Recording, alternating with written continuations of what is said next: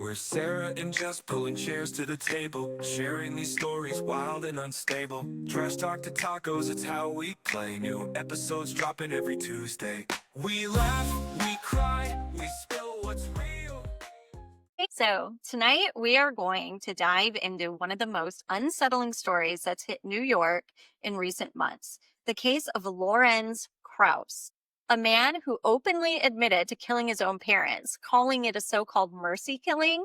But here's the kicker. In the eyes of the law, mercy doesn't excuse murder. So let's break down exactly what happened with the timeline of events. So think summer 2024. That's when the early concerns arise.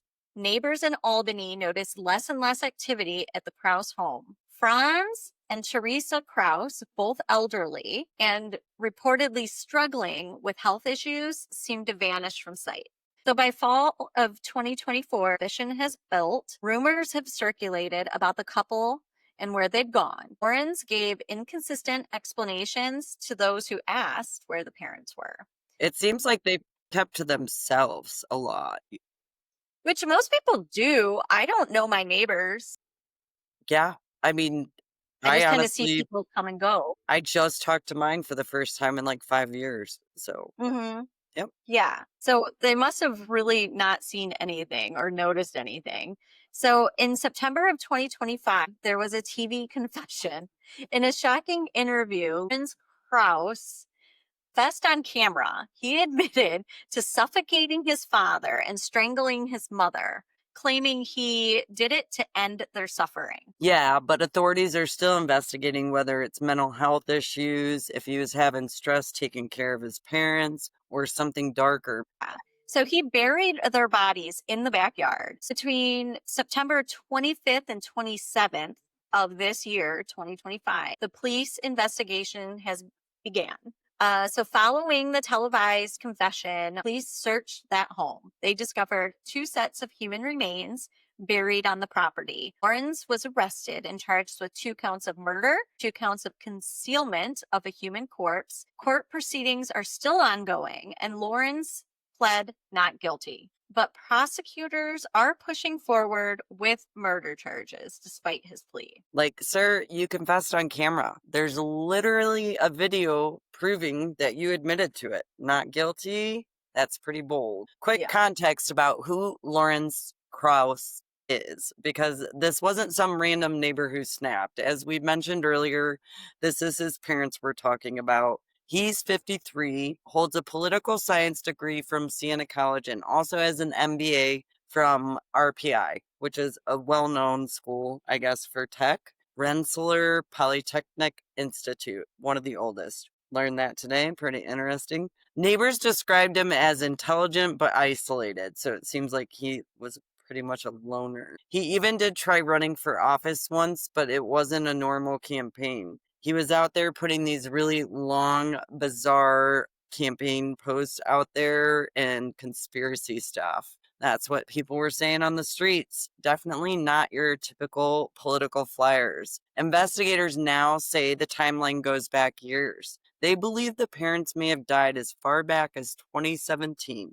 And Lorenz continued to live around the property and manage aspects of their affairs. Reports show Social Security benefits continued in their name, which later drew financial scrutiny. So that TV confession just didn't shock people. It opened up years-long mystery about what was happening behind closed doors. Do you think the parents Yeah. could have even asked for this?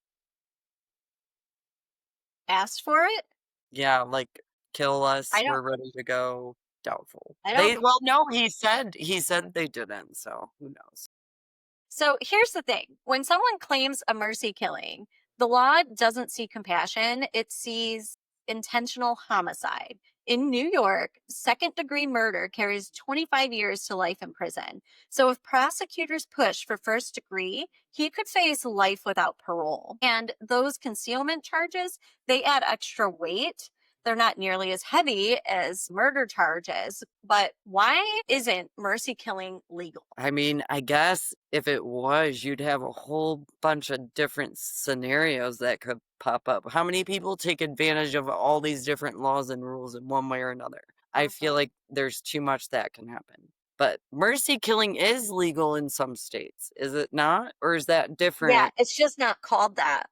It's Not anyone same can do it. thing, but it's like a It's Kevorkian, but mandated. not. Yeah, like different Yeah. in a lot of ways, but still, I don't know. It's just crazy to me. But the other charges aren't even in there. Like he's going to get the financial charges. Obviously, it makes me think it's more of a financial situation, but call it what you want. The law calls it murder. And honestly, if it were really about mercy, why would he strangle his mom? That doesn't sound like compassion to me. That sounds pretty cruel, which is why the whole mercy killing excuse is falling apart so fast in a lot of people's eyes. People hear the word and they think dignity and peace, but legally and practically, it's still considered murder, period. Yeah. It's a fair question. If someone's suffering, why not let the loved one step in? Well, the law says, for one, consent is everything. And Lawrence admitted his parents never asked to die. So, two, slippery slope. If it's legal to kill someone because you think it's merciful, what's to stop other abuses? Like, oh, they want me to beat them. Three, public policy. The law values preserving life unless strictly regulated, like in states where physician assisted dying is allowed. So, in short, mercy doesn't erase a crime. Courts, they have to treat it as murder. But I do believe assisted suicide should be a thing, but maybe not fully assisted. Maybe someone tells you what you need to do and how you need to do it, and they just sit with you in your time of need. Maybe if you're terminally ill. I Yeah, don't think people should have to live a life in pain. yeah, I do agree with that. But at the same point, I don't think they said they never asked for it really Right? works as a defense. Imagine using that in traffic court. Your Honor, they never asked me not to speed. So they never Mm-hmm. asked me not to kill them. I mean, just it's not going to work. True. So, where does this leave Lawrence Krauss? He's likely facing decades, maybe life in prison. His so called mercy defense, that's more of a moral argument than a legal one. So, that raises a question for all of us. Should mercy ever be a defense in murder? Or is that a door that society itself can't risk opening? Leaves a lot of gray, and gray is not good sometimes. So, what do you think?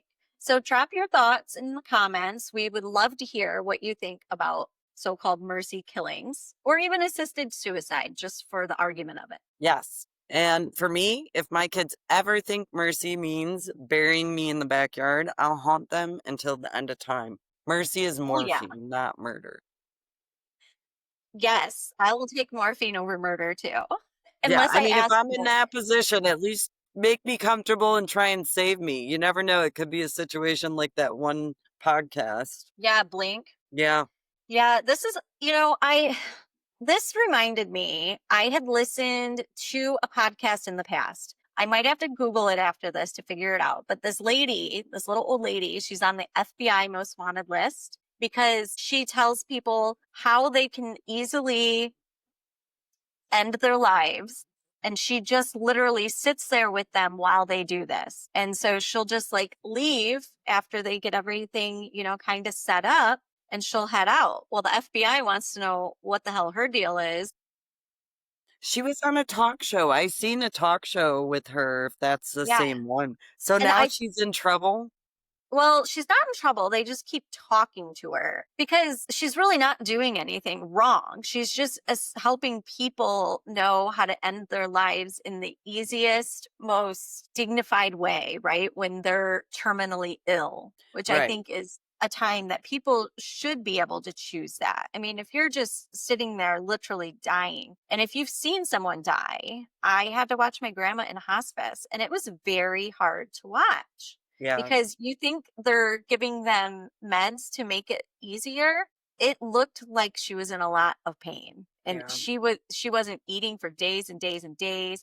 Her mouth was like wide open and dry, and And you everything. can't express it. Like, there's no way in some cases these people Yeah, can even she couldn't express talk. the pain. So, and I knew that she was probably listening to me, so I read her like some Bible verses and things, but it was extremely awkward. It is hard.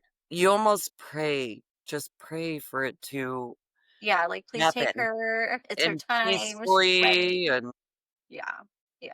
So I just wish I knew what she was thinking in those moments. I cannot even imagine. with the lady you're talking about, though, I thought the whole family was on the side and wishing whatever lady I'm talking about, I don't know the details. She was terminal sick. So Uh-huh. the family was all gung ho for her last time. They could all be there and it Yep. wasn't this painful experience and she really wanted it. So I feel like in those instances there should be a way to override it. It should be very hard to do. Like there Mhm. should be like definitely some guidelines to what you have to go through, but I think it should be able to be done. Like you should Yeah. go through like psychiatric situation, like Evaluation. counseling, and be determined by a Make sure professional. you really thought it through. Yeah. So there's also like these suicide pods that they're trying to pass. I came across it years ago in, I believe, like Switzerland. So they have like this really peaceful outdoor area where they have these like little pods that you go in and it puts this gas in with you and makes you like kind of pass out. And then they take care of things from there. So you sign a contract with them, you pay for it, you go through the counseling, you do the things. So that's something that they're looking at in Switzerland now. And I just think that would be so interesting and what a humane way, to go. Yeah. Why not? The question is, where do you cut it off? Does anybody get to do it that wants to? You have to be in pain, like physical pain Not and mental. or terminal. Yeah. I mean, and it might That makes even sense. I was just worried, like, because eventually there's going to be, I don't know. Do you think in 100 years the rules will change and society will give you the option to make a I decision? do actually. I think it In just any makes case, sense. I mean, like any case at all, if it's even emotional pain. Because believe it or not, I feel like emotional pain can It's cause physical debilitating. pain. It can. Your mind is very powerful for sure. I don't know. You just have to make sure the person that's feeling that way that goes through it isn't just in a temporary state. And you have Yes. to be able to determine the difference between forever mental pain that isn't fixable or Mhm. is there such thing? I don't Or know. yeah, That like goes you don't into want them to be in the heat of the moment. You want it yeah, thought through. Yeah. right. I think that all the time with like our teenagers, because when you're a teenager, it is so hard to see the light at the end of the tunnel. You can't see past this one moment that you're fixated on, right? Even Yeah. myself, looking back at like my past relationships and my reactions and You thought even it was like the friendships. end. And then Yeah. if you Yeah. And ever you're go so through that passionate. breakup, you go through a Mhm. breakup or anything You and you think you think want to die, but really, in and 10 more then years, if you knew you were going to get married and have a baby and be happy, right? Or even a anything's month, possible. sometimes even a month later, you're like, you look back and you have the complete, it's not just I'm over it, it's how did I even think I loved that or like Right. Like, how that? did I not see the Just signs? I had my yes. blinders on. And you just feel foolish. And then you're like, okay, that's what my friends were trying to tell me all that time. Yeah, I've that's learned to tough. listen a little more. Yeah, and it's I hard because don't do sometimes that if you're anymore. not ready to hear it, you're No, not ready to hear it, right? And then you you're think not going someone's to a bad listen. friend. Speaking of friends, did you see the picture of our old friend that went to go visit the other friend in Cleveland? I was so hurt by that. I have no clue what you're talking about.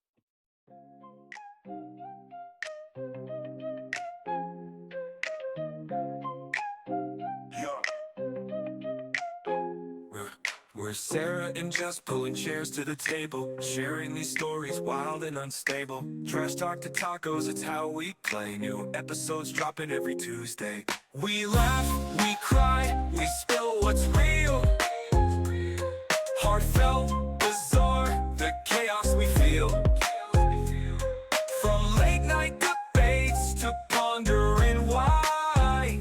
We're your best friends on a podcast. Hi. Casual chatter like friends in a room. Bright as as the sun and loud as the moon. No subject sacred, no thought too small. We're chewing on life, answering its call. We laugh, we cry, we spill what's real. Heartfelt, bizarre, the chaos we feel. From late night debates to pondering why. We're your best friends on a podcast. Hi. From top shelf wisdom to jokes down below, we've got a rhythm that'll steal the show. Hold your coffee, spill your tea, talking trash as tacos in glee. We laugh, we cry, we spill what's real.